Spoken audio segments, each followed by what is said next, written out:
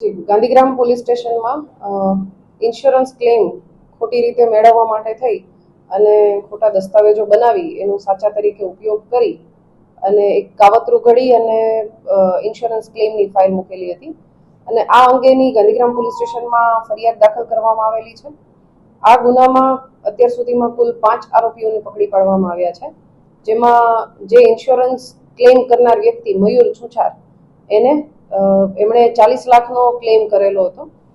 બીજા છે ડોક્ટર અંકિત કાથરાણી કે જે મયુરના ફિઝિયોથેરાપિસ્ટ તરીકે એની ઓળખ આપેલી હતી અને મયુર સાથે મળી અને જ્યારે ઇન્સ્યોરન્સ એનું ક્લેમ પાસ થાય તો એ 40 લાખમાંથી 10 લાખ અંકિતે લેવાના હતા. એ રીતેની વાત નક્કી કરી અને અંકિતે મદદ કરેલી હતી.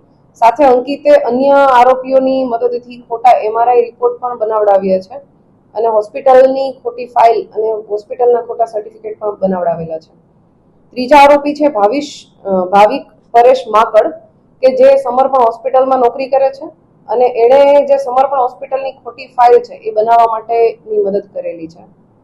અને સાથે સાથે જ્યારે મયુર છુછાર સમર્પણ હોસ્પિટલમાં દાખલ થયેલ ત્યારે સાંજના સમયે મયુર છુછારને જવા દે રાત્રે અને સવારે ડોક્ટર આવે એની પહેલા ફરીથી મયુર છુછાર આવી જાય એ પ્રકારની વ્યવસ્થા પણ ભાવિક માકડ દ્વારા કરવામાં આવેલી છે. ચોથા આરોપી છે હિતેશ રામજી રવૈયા.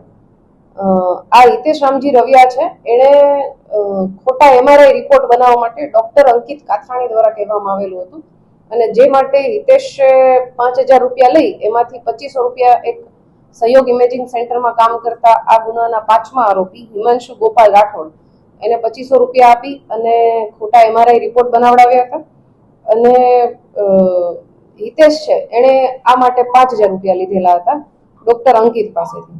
પ્રાથમિક દ્રષ્ટિએ પેલા 2 વ્યક્તિ વિરુદ્ધ ગુનો દાખલ થયેલો હતો અને તપાસ કરતા 2 દિવસમાં બાકીના 3 વ્યક્તિઓની સંડોવણી ખુલેલ છે, જેથી તેઓને અટક કરવામાં આવેલા છે.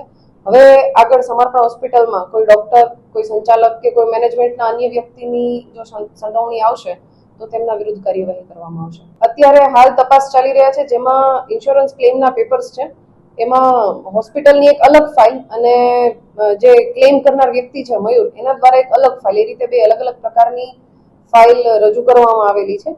જેમાં એક ફાઇલમાં આ મયુરને ડાબા ભાગમાં પેરાલિસિસ હોય અને એક ફાઇલમાં જમણા ભાગમાં પેરાલિસિસ હોય એ પ્રકારની વિગત છે. તો આ બાબતની તપાસ હજી ચાલુ છે. એ બાબતની તપાસ હજુ ચાલુ છે. આરોપીઓને અટક કરવામાં આવ્યા છે અને એના રિમાન્ડ મેળવવાની કાર્યવાહી ચાલુ છે.